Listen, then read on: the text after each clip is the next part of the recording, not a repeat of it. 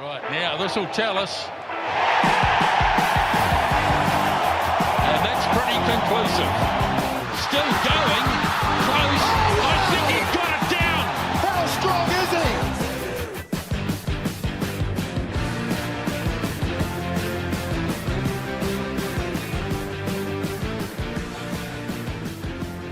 he? Well, welcome back to the Pick and Go podcast, your one-stop shop for all things rugby union and in particular Super Rugby Pacific at this moment. And I'm joined in the studio once again by former All Black, former Hurricane, former Blue, former Wainui Lion, I guess, as well, at some stage, probably.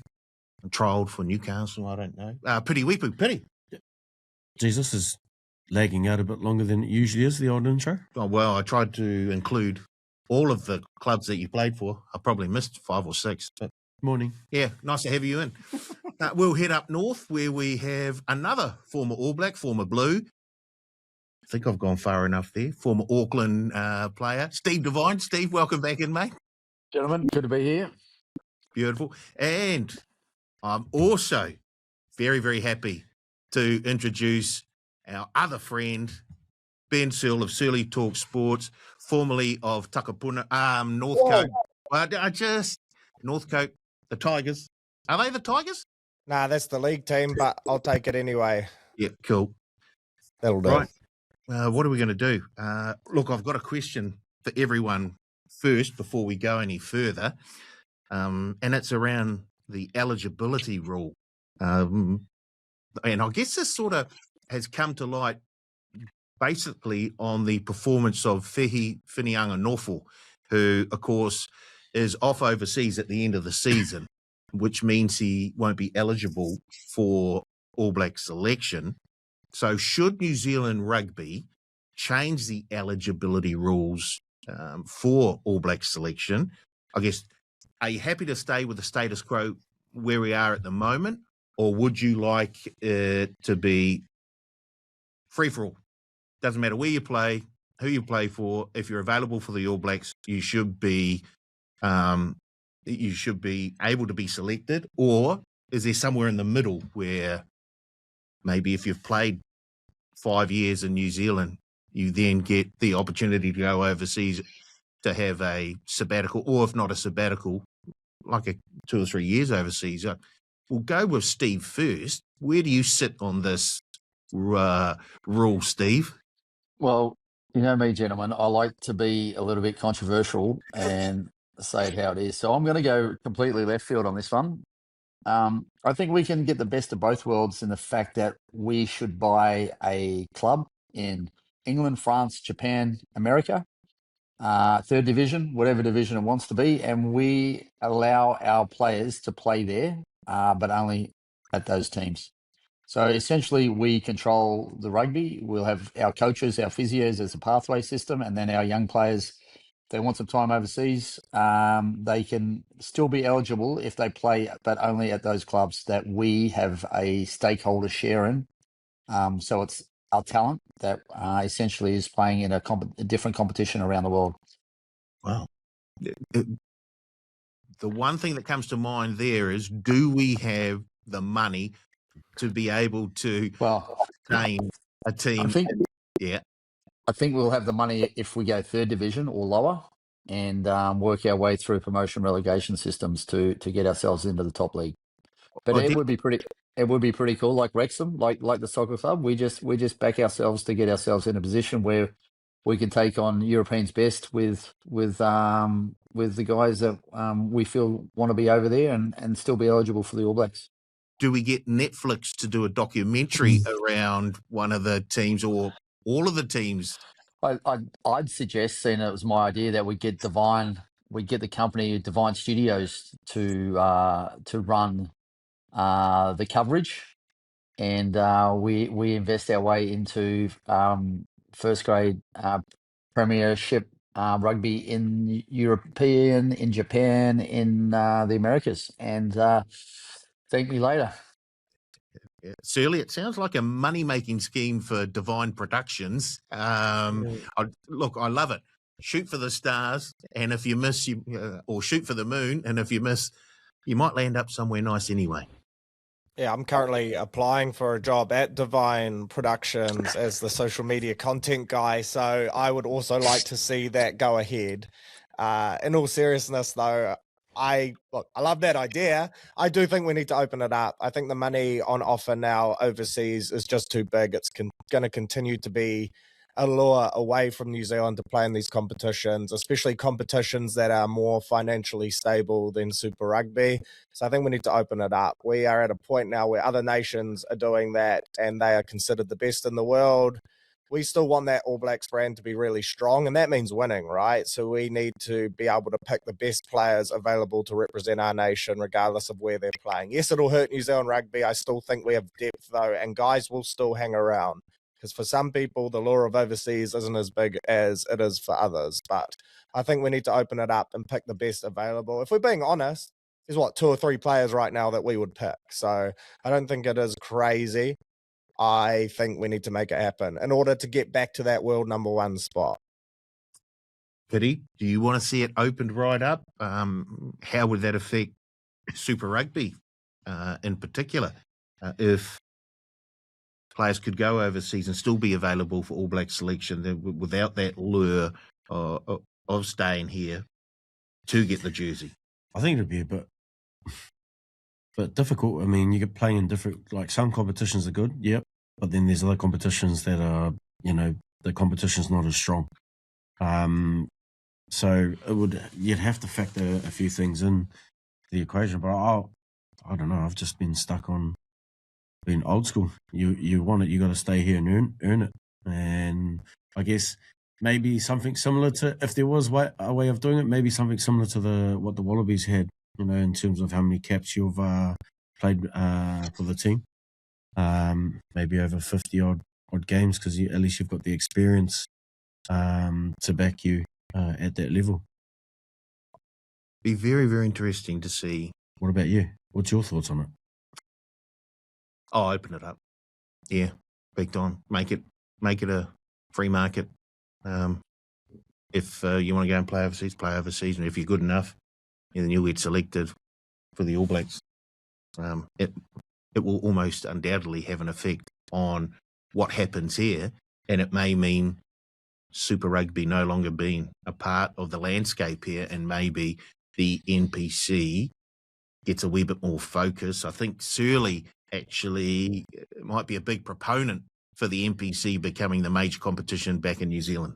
100%. I feel so much stronger for my provincial side than I do my Super Rugby side. I think that'll get people back in stands as well. I want to see All Blacks back in NPC, move the NPC window forward. I reckon that would be so sick. And the main reason I was opposed to overseas players being picked in the past is because the strength of the competitions didn't seem as strong as in Super Rugby. Well, now that argument is well and truly out the door. When you look across Europe and the strength of the competitions over there, these guys are playing quality football every week. So I don't think we can have that same issue that we used to. But yeah, I want to see Super Rugby palmed. NPC, that's our number 1. Move it forward and let's get all the talent back. I think it'll be so good for our development too. Imagine being a young lad coming out of Taranaki and you've got all the Barrett brothers in your team.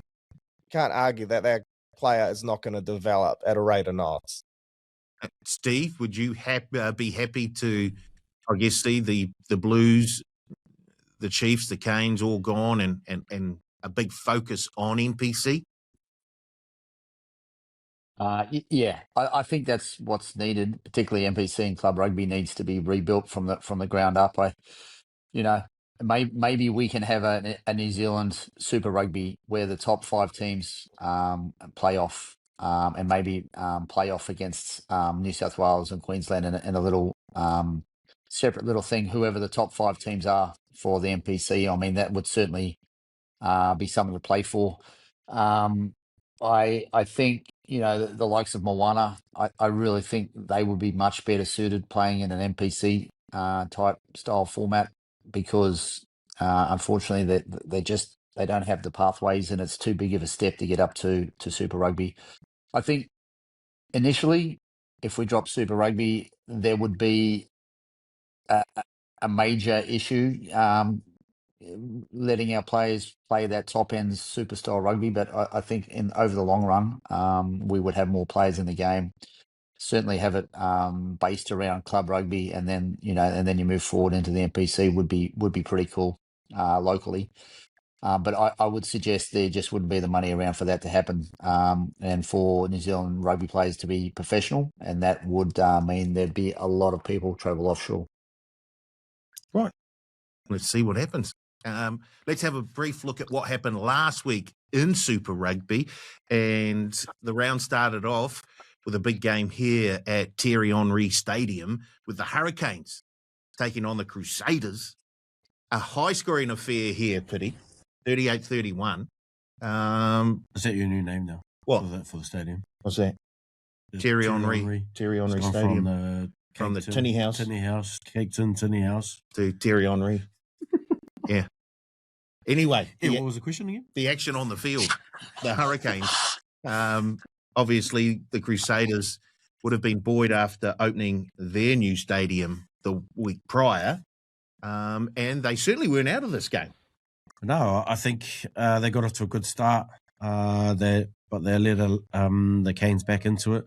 I mean, I guess Dupes must have been a bit salty that he didn't score the first try. He had to bloody wait for who was it? Whanganuku to score the first try. But I mean, we've been talking about this hybrid player. He's actually doing really well in this role. He's strong, carrying the ball really well, which we already knew he could do. But it's actually in the close quarters, where a lot of players can be seen to make some or do some good damage, and he doesn't shy away from it. Gets in there, gets involved. So, but I mean, all along across the board, there's a lot of matchups across the board, and a lot of teams, a lot of these players stood up. The battle between the nines, and then obviously the back three in the midfield. But yeah, pretty entertaining game. You mentioned Lester Whanganuku, and Surly, obviously, he's played in the back line before. He's now moved into the forwards. He's playing open side flanker. He's a wee bit of a unicorn, for want of a better term. If he's selected in the All Black squad, does that mean they have a wee bit more flexibility when it comes to the bench? Can they, if they've got him on the bench, or even if they've got him starting, does it mean that they can play around with the numbers on the bench, maybe actually go with a bomb squad because they've got Whanganuku in the mix somewhere who can cover 7? I say he wouldn't be out of place in the centres. He could probably go on the wing as well, and he's played a bit of fullback in his career, I believe, as well. So he really does open things up in terms of what Dave Rennie wants to do. Oh, absolutely. And if you look at every piece of content made around Leicester moving into the loose forwards, you will see South African fans saying that they pioneered this, and it opens up that opportunity to run what they've been running, right? I've been impressed more so, like we saw him play in the loose forwards over in France, and he looked pretty good there, but not in the 7 jersey. I didn't think he would transition to the 7 well, but he's playing his role there. And yeah, he is a unicorn. There's only a certain amount of backs that would back themselves to move into the forward pack and actually execute it. A lot of us talk smack after a couple beers and say that we could do what the forwards are doing, but very few could actually back it up. And yeah, he does open up different options for us, split options for us on the bench, which is exciting for international footy. And I think that's the way it's going, right? Is you need guys that can play multiple positions, but also look comfortable in every one, because it's been frustrating over the last few years. We've been seeing guys playing out of position, but not performing to the best of their ability.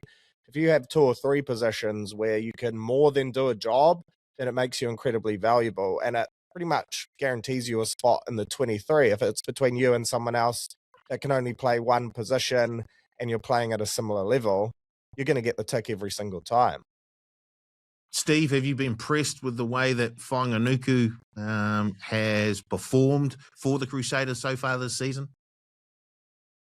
Yeah, and I think if we look at modern day rugby, right, we see that there's not a big difference between playing on the side of the scrum and playing in the centres. You're in a lot of contact.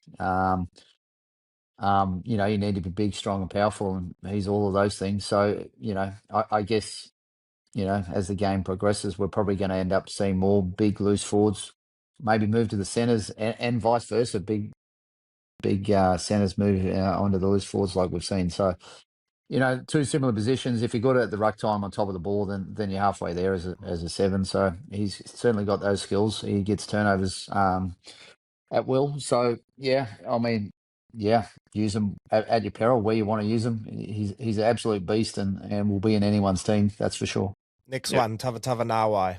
Make the transition. I've been saying it for 2 years. He is an out and out 7, probably a 6, and let's just make that happen and let's move forward. Well, I guess Ooh, I don't know. Would you do that though? what 'Cause Tava Nawai. He's not as tall as Leicester. What They you might say- push him into the front row because they won't see if you're Chuck not about tall. hooker. Yeah, push you into hooker. The next Duplessis. So there's the push, Tava Nawai to have the 2 jersey, and can also cover the back line as well. Well, you look at what Tava Nawa does at breakdown. Like he's near on 2 seasons in a row, the best at turnovers at the breakdown. So, you know, play to his strength. He wouldn't be outplaced at 7 or 6. You know, it's not the size of the dog in the fight. So I don't care how big he is. He still rumbles pretty good. He's not going to do any set piece stuff. Leicester doesn't anyway. So I think it mitigates that size thing as well, right? Well, he can lift someone. It's not that hard to lift someone in a line out. How many forwards have you lifted in a line out, Steve? Well, I've actually been in a line out, mate, and I know that it's one more than you have been. Mate, line outs are easy. You just got to jump before the other team. Yeah. Were you being lifted or were you doing the lifting? No, I was jumping. Yeah. But Paulie, it's the reason why lineouts are so complicated is because forwards are in charge of them. If the backs ran them, it wouldn't even be a problem. Agreed. Please, any forwards out there who would like to comment, send all your comments to Divine Productions. Yeah. And as the content manager, I will read them all. Don't you worry. And as a back, and if any forwards are listening, just shut up and push because that's all you need to do.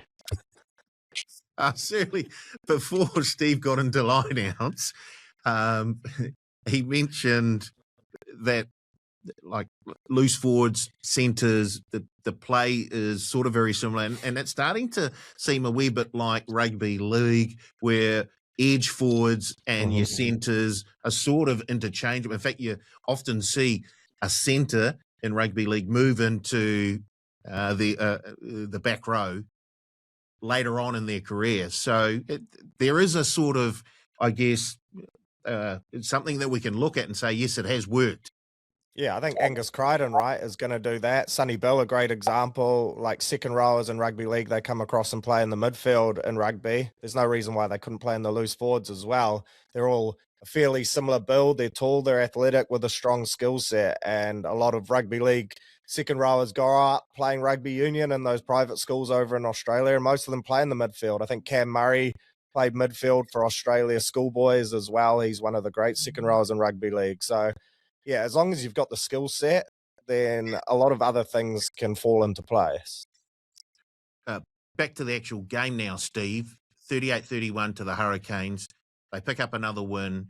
It looks like it'll be between them and the Chiefs as to who finishes on top of the table. There are a few more games to go. But what did you take out of the game last Friday night?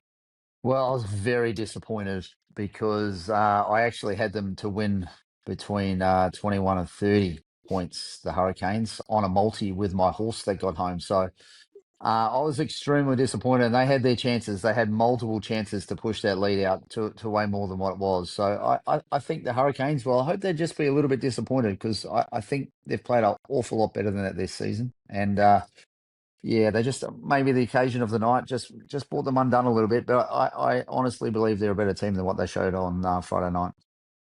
Surly, when you look at the result, they get the win and the points, but are you like Steve as well? You're slightly disappointed in the performance overall? The first 30 minutes in particular, I thought they got dragged into like an aimless kicking duel again, like they did against the Chiefs. I think there was 61 kicks in play in the first half. Like, yeah, that's not the Hurricane style of footy that we have seen this season when they've looked their best. So I think first half in particular, really disappointing. I think that Dom Gardner try or no try, leave that up to you, made the scoreline look a little bit closer. I thought the Canes were the better team here, but yeah, I don't think they were at 100%. I still think certain individuals were really good though. Roygaard, Duplessis, I think their big names for majority stood up. But yeah, they did leave some points out there.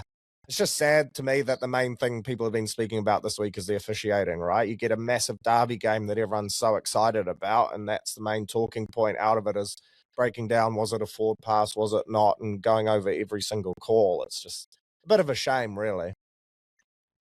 I feel I really feel just on the back of Surly that if the Hurricanes are going to win this comp, which I hope they do, and they should do on form, that they need to stop being so pretty about how they do it and just play the game and just play. They're better off. You're better off losing a final trying to play your game than trying to play some other game and lose it and not really fire any shots at all. I just think there's just a level of maturity that needs to happen, and they just need to go out and do what they do and do what they do so well, and they'll be fine. Back themselves. I think Surly's just made a case for one of Jeff Wilson's rules that he wanted to introduce for Super Round, where you would outlaw the box kick. I think that would have cut down on a whole heap of kicking in the Hurricanes Crusaders. In fact, in a whole heap of the games that were played over the weekend,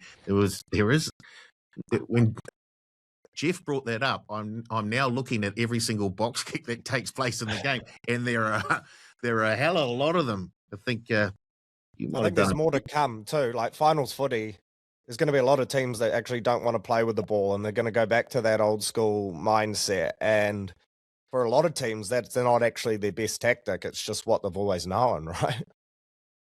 Right, next game, it was the Waratahs up against the Force, and I think there were 2 or 3 of us who selected the Force to upset the Waratahs here. It was a tight game, but the Force did come out on top early. Yeah, this is one that I think we saw coming, right? Because we've been pretty critical of the Tars at times, and we've been complimentary of the Force and how they hang into games, never give up on the fight, and they can play some decent footy. Dominated the middle of the park, held on to possession, and they were the better team on the night, so they keep their finals hopes alive. And they're one of those teams, they will never quit. And even when they came over here and did that 3-week road trip, they didn't get embarrassed at all. I think 10 points against the Canes was one of their bigger margin losses. So yeah, come finals time, if they can find themselves in the 6, they will be an interesting matchup in terms of not a guaranteed beat, that's for sure. Steve, tough loss for the Waratahs there. They're still in with a chance of making the playoffs, but they have been very inconsistent this season.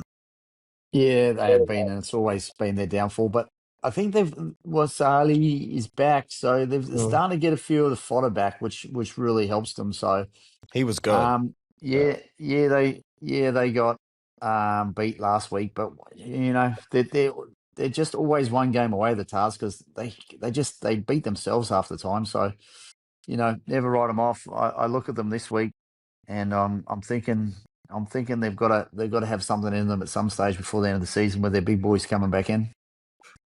Pity, next game up, the Drua and the Highlanders in Fiji, and the Drua do it again. And this was an important game for both teams because they're all in a similar position on the table. So now it's wide open as to who makes that top 6 at the end of the season. Yeah, we all knew that it wasn't going to be easy going over to play Fiji and Fiji. But I mean, not only that, we haven't seen them fire too many shots where they've been consistent. They've gone, back to back, which is, not usual for them. And for them to, if they can maintain this, they can definitely push for a spot in that top 6. But I mean, getting a good early start in that game definitely would have dampened the spirits of the Landers, and then sort of maintaining it till half time. But I mean, it wasn't easy. It was pretty tough in that first half, but then I don't know what happened in that second half, geez, they come out hissing. Surely, as we've seen so far this season, playing the Drua in Fiji is a very, very tough proposition. Yeah, completely different ball game, and that's the biggest thing for them heading forward, right? I think they have a bye this week. They got the Tars at home, but then their last 2 games are away against the Force and the Reds, so that could end up, unfortunately, being their downfall unless they can pick up one of them on the road. But I thought they were good on the weekend. You could tell they really wanted that win. Some desperate goal line defense there. They were really good at the breakdown. I think the Highlanders were a little bit frustrating, right? Creating opportunities, but then just pushing passes or making plays that didn't need to be made. They could look so good for so many phases and then just undo it with a couple poor decisions. And this is a game they would have really liked to pick it up, but I think the Drua were definitely the better side and deserve the win. Steve Surley's right. The goal line defence of the Drua was very, very impressive. And the Highlanders, they can put phases together, but just seem to struggle to get the ball over the line. Yeah, it was a long way away from their best rugby, the Landers. But if we say it week in and week out, draw at home, it's a very different beast, and good on them, because again, the way they play their rugby, it's all with passion and heart, and they do it for their home fans, sort of week in, week out. Now, when they're at home, they're a very different beast. Moana Pasifika, they put up a brave fight against the Blues, certainly in the first half, but once again, I think we've said it all season, they really do struggle for depth and sustaining an 80-minute performance. And once again, I think they were 24.5-point favourites, around that. And that was going to be tough for them to cover. For the Blues to cover, but the Blues did in the end, winning 45-19. Anything positive for you to take out of that game, Surly, in terms of Moana Pasifika? Yeah, I think their first half was good. I think the Blues' first half was really average, though, we have to be honest. But I think the Moana 4-pack in the first half really fronted up the physicality, the energy. They're still playing with a lot of pride, and it's clear they want to try and get a couple more wins before the season is out. So some positives, yeah. Again, it's just squad depth, right? Late tries in almost every game this season, and it's unfortunate to see. We keep referencing what they lost 10 to 15 good players as well as Artie last year, but I think it's almost those good players as much as Artie's impact losing has really hurt them, because they just don't have the depth to go with the better sides in the competition. And once the Blues got momentum and started to turn their game on, that second half blew out, as you'd expect. Pity, Moana, they were very brave in that first half, but then they just run out of gas in the second. Yeah, I was hoping that they'd roll on and continue and try and put as much pressure as they could on against the Blues, but obviously just ran out of steam. But man, that first half was pretty brutal. I'm pretty sure there would have been some sore bodies after that. But they gave it their all, and yeah, just that second half that we always talk about. Last year they were pretty good in the second half. This year not so good. They haven't had the stamina to go for another 40 minutes.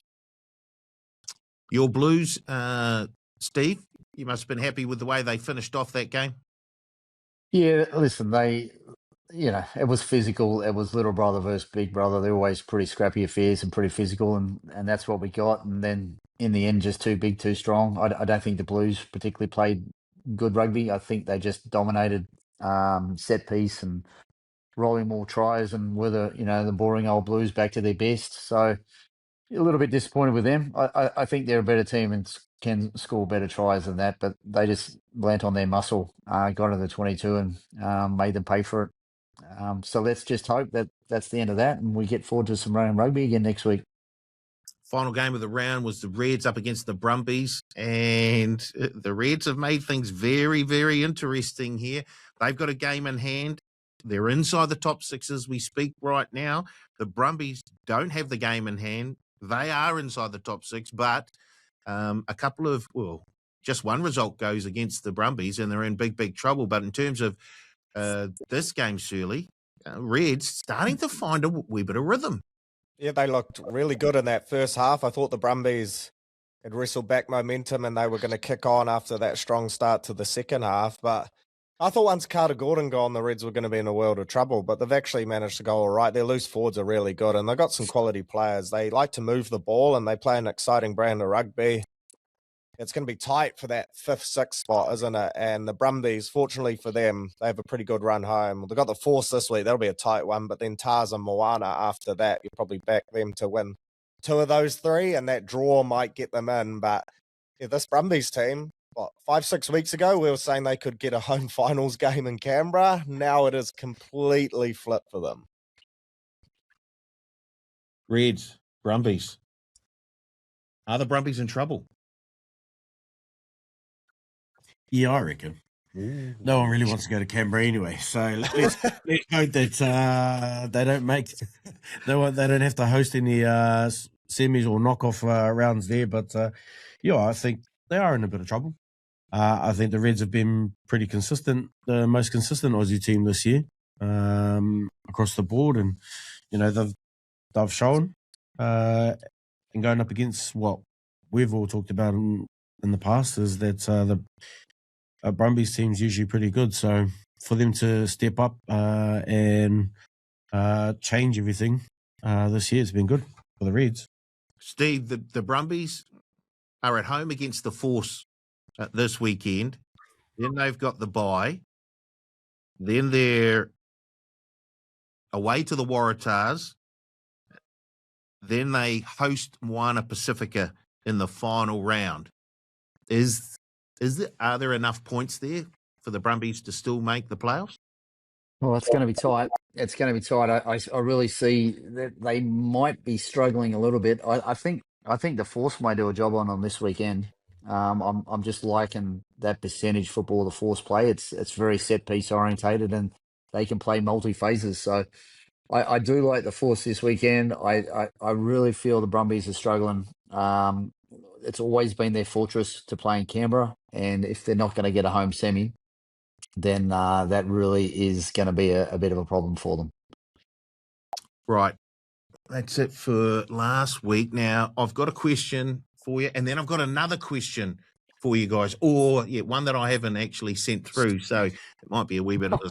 We'll start with this one, but I've added this question because Please tell me it's not the Crusaders. The first question, one again. the initial question might not have any relevance to this week's footy.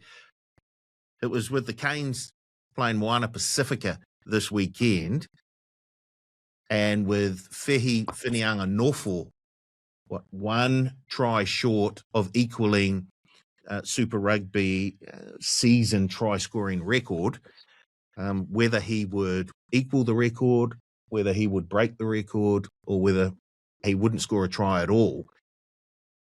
Now, he might not be playing at all this weekend because Kenny Naholo is due back from injury, and I'm guessing they probably want to get some meters, some miles under the legs of Naholo before they get into some big games. So this question might not be any. But do you think this weekend, if Fehi Fineanganofo was to play, would he go tryless? Would he get one try to equal the record? Or would he go 2 tries or more and break the record? We'll start with you. I reckon he will break it if he's playing. If he's playing. Yes. So he's going to get 2 or more. Yep. If he's on the field. He got one last week. He did. There was a wee bit of controversy around it, I believe, but tries it's still a try now. Surly, does he? Yeah, if he starts, he breaks it. Does he go? Does he get a hat trick? Is it possible? I think that would be, rather than two or more, I think going straight on the hat trick would be the way to go. Yeah, if he starts, if he plays more than 40, 50 minutes in this game, hat trick is definitely within the realms. But I want to see Kini Naholo. Apparently he's been going good for club footy, and prior to that ACL injury, he was the Fehi that Fehi is this year, right? He was this next All Black lining up to All Black winger in the waiting. So I want to see Kinney back as well because he's so devastating. Well, I guess that'll cause a few headaches for Laidlaw in terms of selections and things. A good headache to have, but because everyone in that backline has been performing very, very well. Steve, Fineanganofo, does he break the record if he plays this weekend?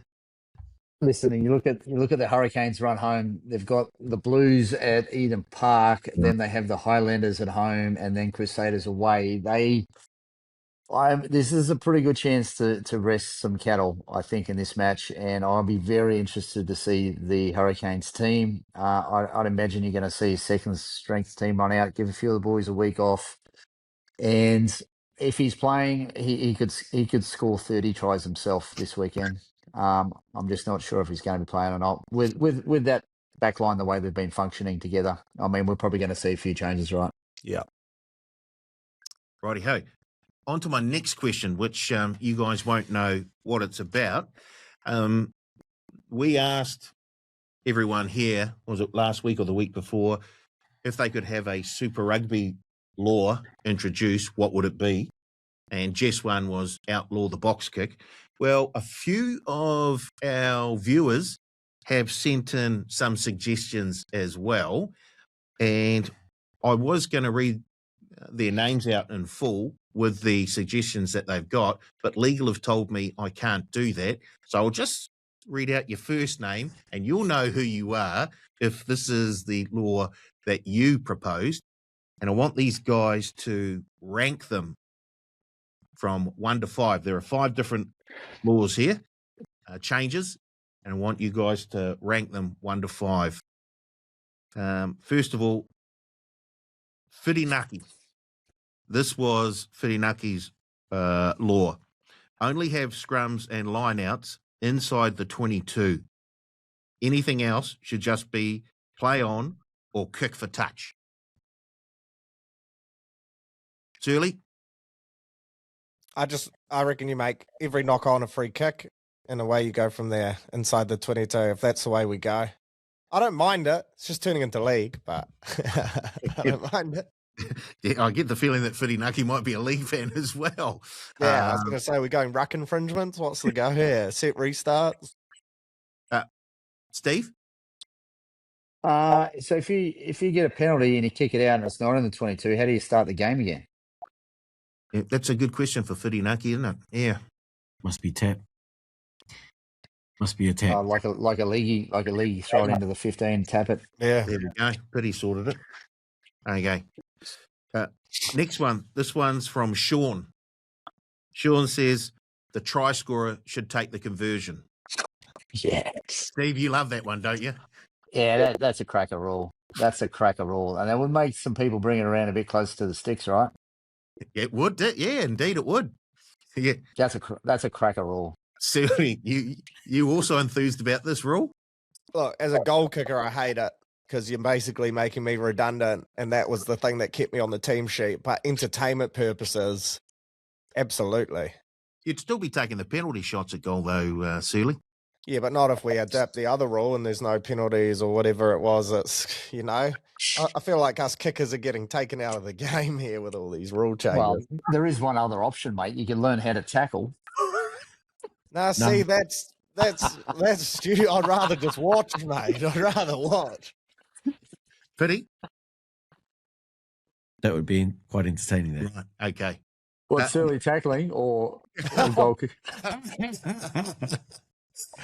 Because I know a few mates that used to think they were kickers and they would do the old Mel Meninga toe hack. What did he go? What, that way? Oh, no, actually, one of them was Jerry, actually. It wasn't too bad. Oh, Jerry Collins. Yeah. He would do the toe poke. Yeah. And it would work. It wasn't too bad. Gee. It's all fun and games, though, till you kick in-game, right? You see With the props pressure. before training, slotting them from everywhere. As soon as they get an opportunity in the game, because they're up by 90, they can barely get it off the deck. Well, shout out to props. Okay, this one is from Paddy. Paddy says, get rid of allowing the ball to be marked inside the 22. Shirley? Yeah, agreed. Right. Steve? Yeah, I'm going to agree with that. Why not? Might push some wingers back to give a bit of assistance and free up the midfield a little bit. Keep the ball moving. Pity. Yeah. Not that many people use it. They only use it to bloody have a rest, really. All right, the next one is from The. Oh, that's my one, I think. Can't say that. No, I've got to. Okay, this one is from. I'm not going to read out the whole. Obviously, this is not his real name. The_accurate. Okay, and then there's some more on the end. His rule or law is no yellow card for trying to intercept and then knocking it on. Should just be a knock on. Surly's nodding again. Yep, 100%. This law frustrates me, or at least there are certain honest attempts that still get yellow cards, and that is the part that frustrates me. But again, these are all rugby league laws, so I think a lot of people are watching rugby league at the moment, which might be the problem. Steve? I don't think that's the biggest problem in our game right now. No. Okay. Pity. Yeah, I agree. You okay with that one? Yeah. And the last one is from Tama. He says, change penalty conversions, change penalties from 3 points to 2 points. Make try scoring more attractive. Steve? I've been saying for years that, if you score a try from inside your own half, it should be worth 10 points. And if you do a rolling maul from 5 metres out, it should be worth 2 points. It makes sense to me. You've got to risk versus reward. And if you want to take a risk from your own half and score a try, then you should deserve to have a few more points than what is deemed to be a very low risk move is a rolling maul 5 metres out. Surly, you happy with penalties being reduced to 2 points, or would you like tries increased from 5 to 6 points, or as Steve said, try scored from inside your own half, 10 points? Anything that promotes more running rugby, I'm into. Again, the goal kicker in me says that my end of season points tally would be affected. I'm obviously losing a point each time I point for the sticks, but yeah, in all seriousness, we want more running rugby, don't we? And we want more tries scored. So anything that promotes that and makes a bit of sense and isn't too crazy, then yeah, I'm all for it. Mate, why did you have to go to the legal team for that? I've said worse things than all of those. No, Yeah, but they don't make the edit. The legal team jumps in and cuts it out. Yeah, viewers would be amazed at what stays on the cutting room floor in terms of our podcast here. We could make a whole new series out of those bits and pieces. Pity. Change the penalty from 3 to 2 points? Yep, agreed. Okay, now we got to rank them. Those 5 there. Oh. So who's going to be at number 5? Which rule change? I'll go through them again. Only have scrums and lineouts inside the 22. Anything else should just be play on or kick for touch. Try scorer to take the conversion. Get rid of allowing the ball to be marked inside the 22. No yellow card for trying to intercept, and change penalty from 3 points to 2 points. What's number 5? Try scorer. What, try scorer to take the conversion? You want that at the least. Because I think Steve Devine is going to have an issue with you here. That was his number 1. That was my one. Well, I reckon. All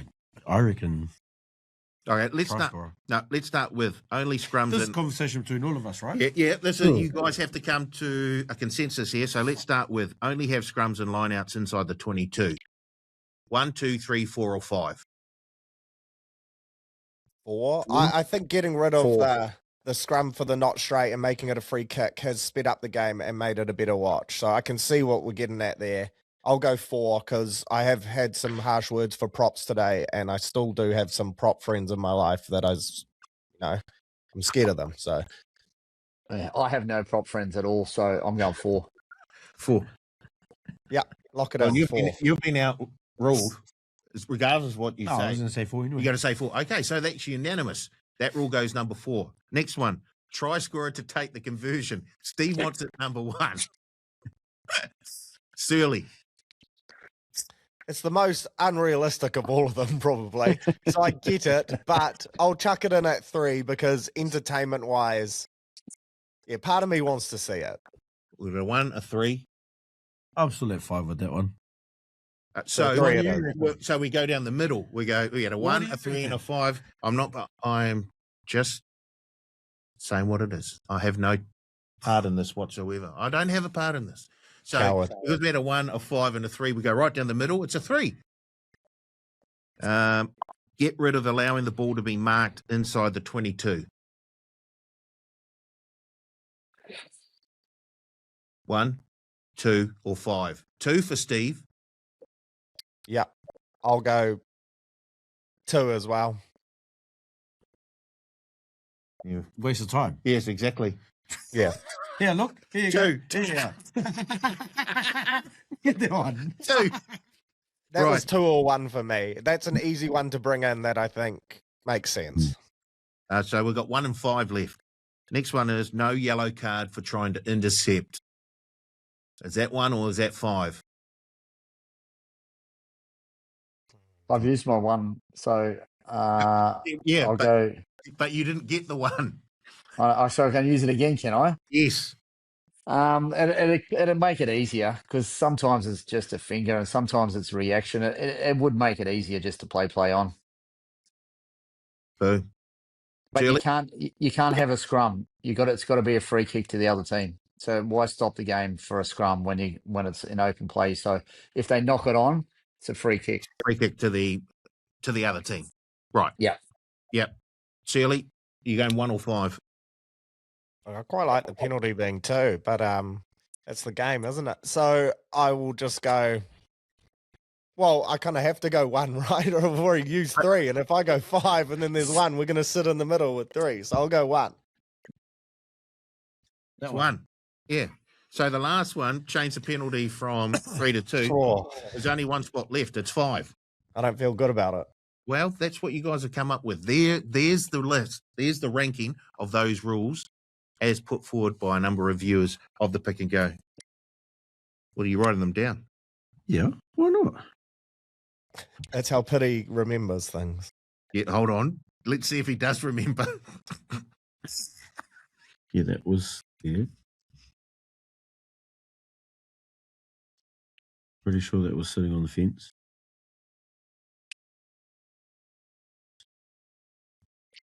Well, that make good radio.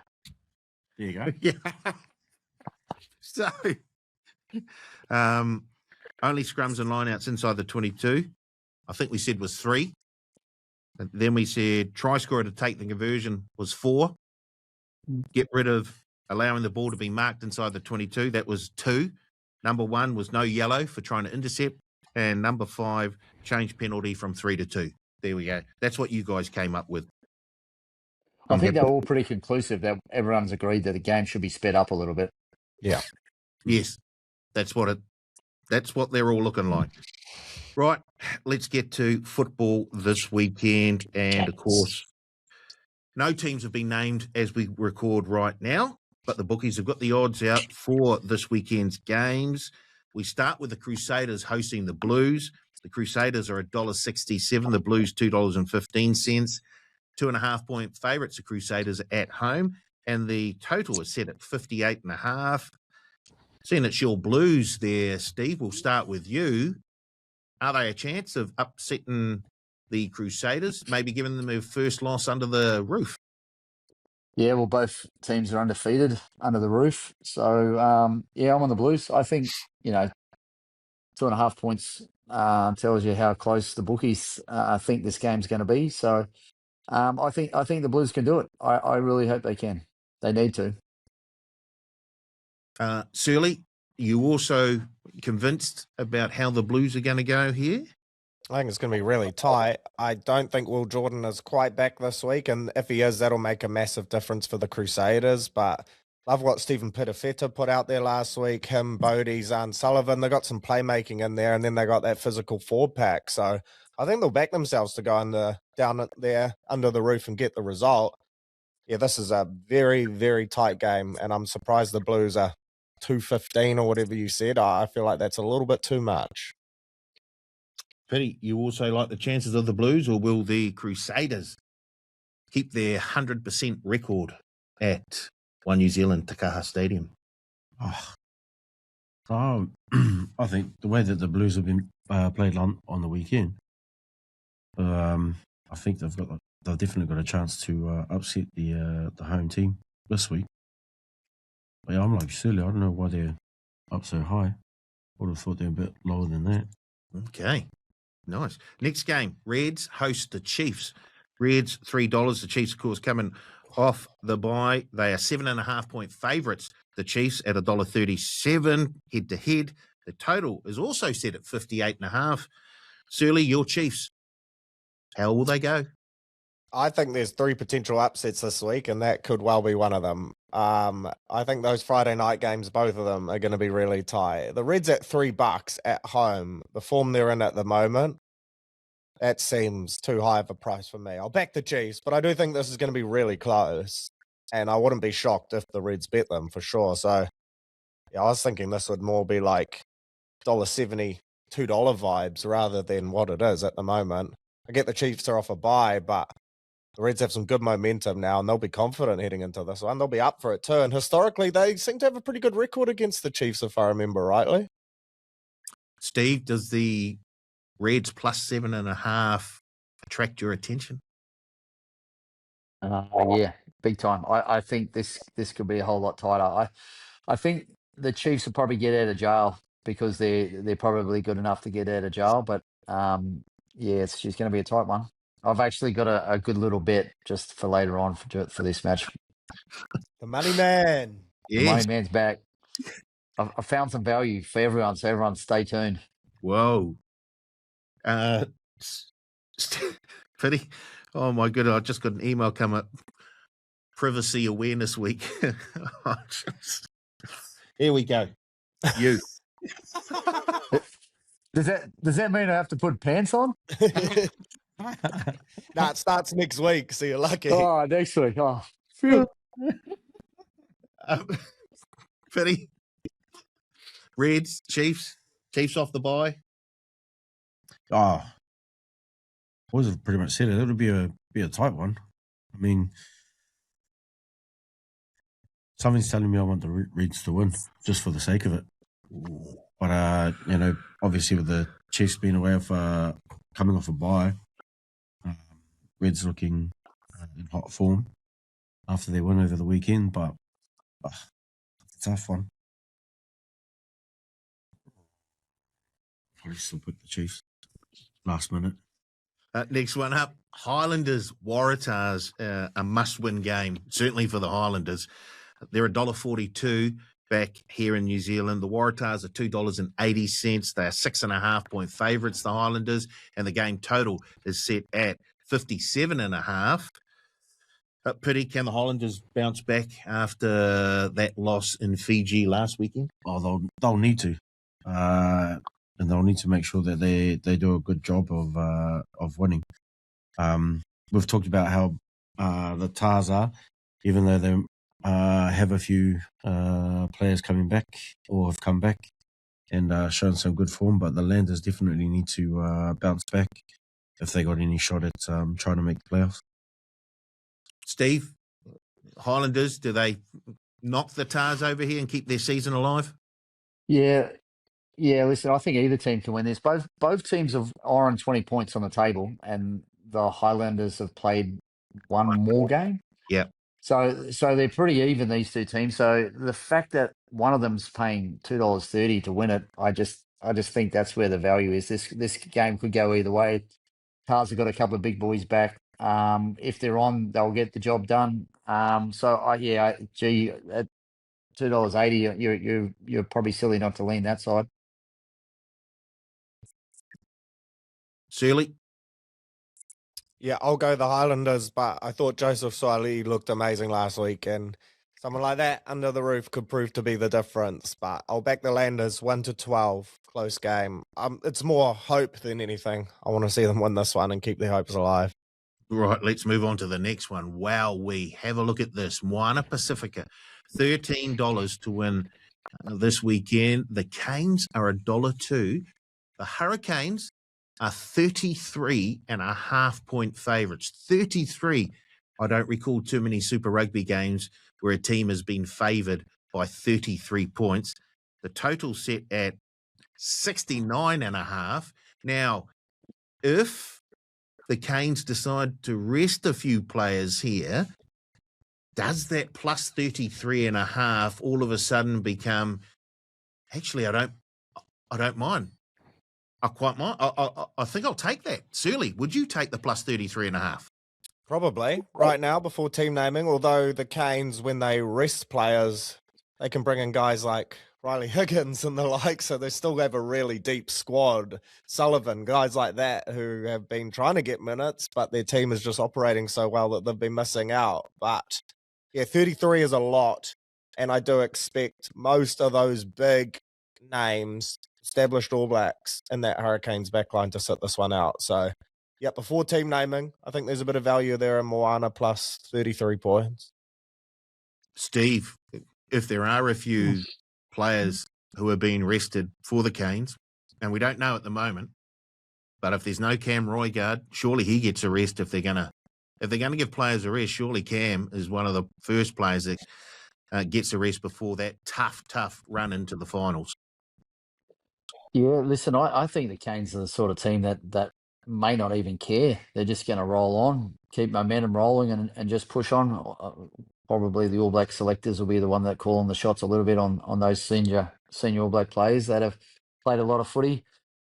Yeah, listen, those odds are obviously made for the Hurricanes that they're going to rest their team, because if they were the odds for a normal Hurricanes team, they would be $1 nothing, and it's probably 50 points, I reckon.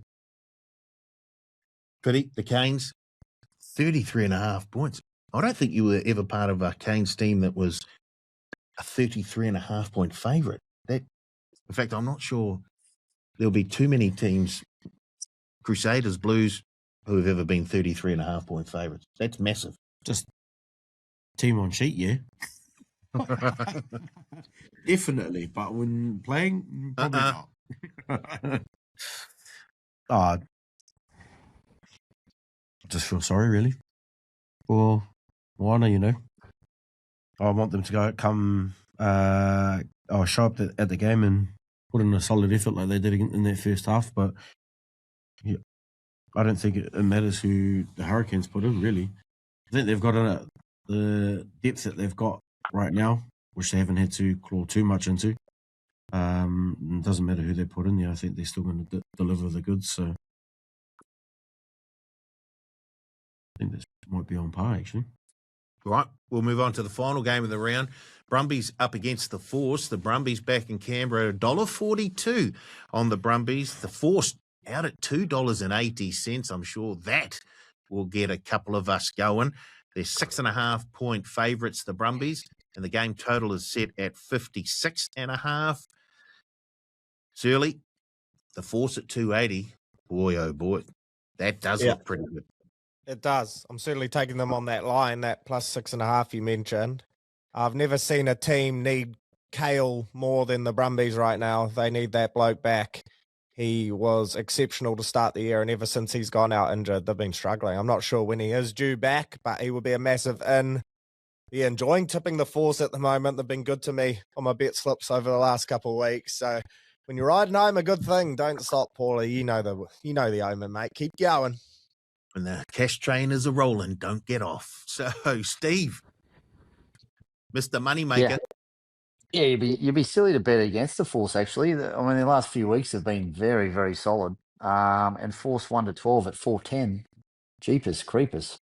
That's the bet of the round almost right there. Pretty man. Yep. Are you jumping on the money train, or are you going to stop at Brumby Station? Apparently, if I go the opposite, it'll make things a lot better. So if I say Brumbies, Steve is going to be like, yes, get in. Right. With that, let's get to our betting. And I can tell you last week, we were all successful with our head-to-head picks. So that was one thing. And in our best bet bundle, 3 out of the 4 were successful. Unfortunately, Pity was not successful with his bet in the big bet bundle because he had Fehi Fineanganofo to score two or more tries. So, yeah. Anyway, we'll move forward to this weekend. We'll start with Steve Devine first. Your best head-to-head for this week. I got the Tars at 280. Like I said earlier, both teams are on 20 points. I just think with some fodder back this week, that $2.80 is a better place bet than anywhere else. Like your Chiefs at $1.04, Paulie. I mean your Hurricanes at $1.04. $2. $1.02, sorry. Right, Searley. I am not going to be a coward either and take the $1.02. So I will go. I'll go the Force, 280. Right. Pity. Who are you going to help out? Who am I going to help out? Yeah. Your best head-to-head. Go the Canes, bro. Go the Highlanders. Take Moana. Go the Canes, and then I'll jump on Moana. I'll go with the Reds. Go the Reds. Reds at $3. Wowee. Okay. Oh, gee. Go on, Paulie. Don't do it. Don't do it. Well, I'll take the Canes plus 3.5 at $1.01. No, I'm going to go. Oh, I'm going to go with the Crusaders at home at $1.67. I think, there's a bit of magic down there at the new stadium, and I think they'll ride that for at least a couple more weeks. So Crusaders to beat the Blues at $1.67. Mate, Okay. the only thing they'll be riding is the bloody horses in the car park. Well, they're not allowed in the stadium, so yeah. There's chat, they're coming back. They're coming back. They did a test run, apparently. Really? Yeah. And a cameraman got killed. He got stompled. Oh, gee. Legal, cut that one out. Yeah. Yeah, that wouldn't happen on Divine Productions, I'm sure. There's guys with bloody assholes anyway. Right. Oh, gee. Okay. Horse riders. Yeah, I know what. Get rid of them. I hear what you say. Okay, best line or point start for this week. We'll go to Steve first. Yeah, listen, if it's the Hurricanes team with Roygard and the big boys, Billy and Geordie, I'm going the Canes at 33.5. I think that's way too low. Okay, Surly, your best point start or line. What was the Reds one? Reds were plus 7.5. I'll go it. Reds plus 7.5 for Surly. Pity. I'll go Force. You're going to take the Force plus 6.5? Mm. I'm going to go. Yeah, I'm going to go Waratahs plus 6.5. Next thing, anytime try scorer. Team's not named yet, but Steve, who have you got? I'm going to go in the Blues game. I'm going to go the tight forwards, the two Canterbury boys, Darry or Barnes, to score a try if selected and playing. I think those boys against their old teams always front up just that little bit more. Nice. Mm-hmm. Darry or Barnes. Surly?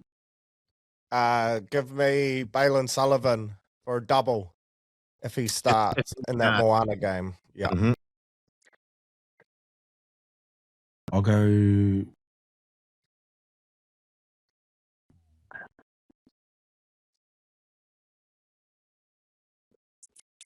I want the starting hooker for the Canes to get a double. O'Moore. Or whoever Start. starts. Because didn't you pick the starting hooker last week? And O'Moore started, then Tupu came on and scored a try. Like, I won.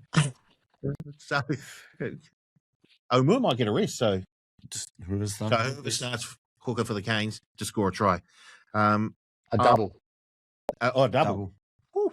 Okay, I'm going to go Tava Nawai to score a try, hopefully this weekend. Right, your best winning team in margin, Steve? I got Force 1 to 12 at $4.10. Right. Surly? I'll go Blues 1 to 12. Blues 1 to 12, which is paying $3.25. Pity? Good money, Surly.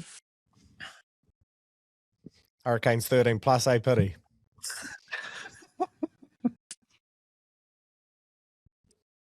Let me look at this. I'll give you mine. I'm going to go Highlanders 1 to 12 at $2.65. I'll go.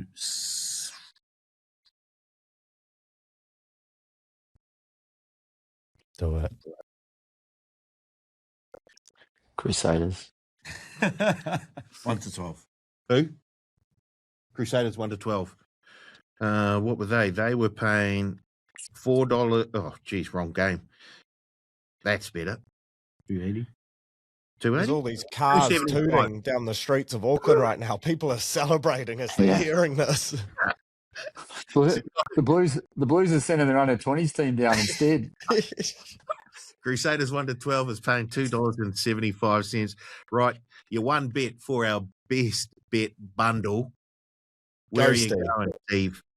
Right, I'm going to the Reds and Chiefs, and I like to bring a bit of material to back up my bets. Nice. And I'm going Reds to be winning at halftime, to Chiefs winning at full time, paying $6.50. Yes. Now the Reds in their last 3 games, they were up at halftime 17-7 last week.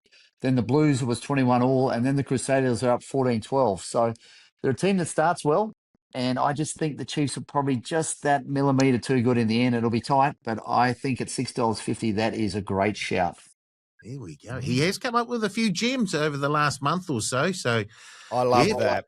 Mm. Love that bet. As soon as you said you've got something, I was like, I bet it's to do with a halftime, full time, and I'm going to jump on.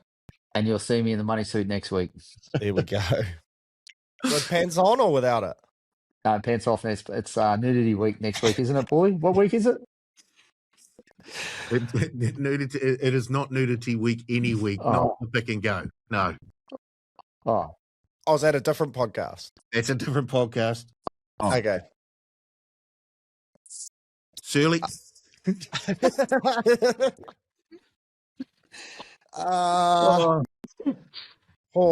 Just give me the Force 1 to 12. Force 1 to 12. Well, $4.10. $4.10. Bang. We're going big today. We are. Gee. Force 6 to 10. Winning margin. 460 winning margin. Okay. I'm going to go Tava Nawai to score a try. That's my best win. There we go. Didn't you say that already? Yeah, you can have something that you've already taken. All right. Yeah, jeez. So you didn't really have anything planned? You just go with the repeat. Okay, anyway. What are you up to this weekend, Pity? Not much. How'd the golf go last week? Golf? What Yeah. golf? Where? Weren't you kidding? Oh, yeah. Yeah. Actually, yes. On Sunday. My son, they've won their 9-hole pennants, Judgeford, Blue, and they come first equal with 2 other clubs. So, yeah. Don't worry. I just write the number of what he gets and thing. I just give the card to one of the other boys, the young boys in his team. He does all the stabies. He's like, yeah, that's 6 for. So I got a 4 there, so that's 3 points. 5, 6, 7, 8. But yeah, they come first equal with 2 of the other clubs, and pretty excited about that actually. Fantastic result. Yeah, Congratulations. Not to you. obviously. Yeah. Even though I manage them. But Yeah. anyway. So what about this weekend? This weekend, we're hosting Hamilton Boys this weekend. Their first and their second 15, and then that's about it, really. Watch a bit of code and yeah. Steve? Yeah, family weekend this weekend. After duck shooting last weekend, I I have to put some time in at home. How many ducks did you get? Don't sound so excited. Now, I know it's a 6-week season, right? It's killing me. So how many are in the freezer? We got a few. It was good. It was one of the great days of the calendar year. Everyone knows that. Spent it in a good mai with a good group, and we had a splendid day. So it's not so much about the actual duck shooting; it's more Oh, about we shot some ducks. Yeah. Pest eradication for all those people that get a bit upset by that. Right.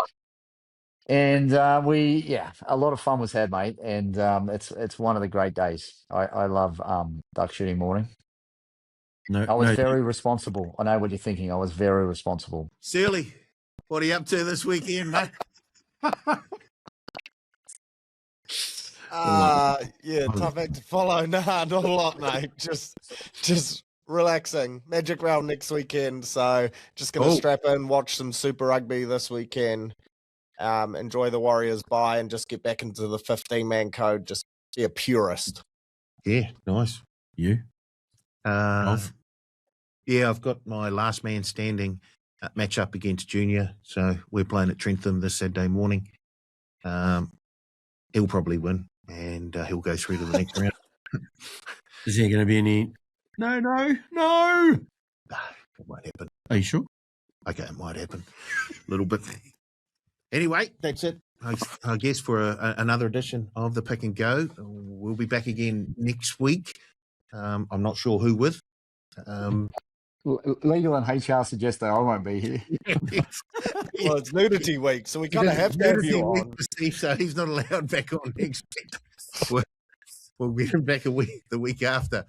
So thank you to Steve Devine for remaining clothed this week. Thanks to Surly for joining us once again. Thanks to Pity for coming in to the studio and being a part of the Pick and Go. And thanks to everyone out there for watching and or listening. And don't worry, we will be back in some form or another with another edition of the Pick and Go.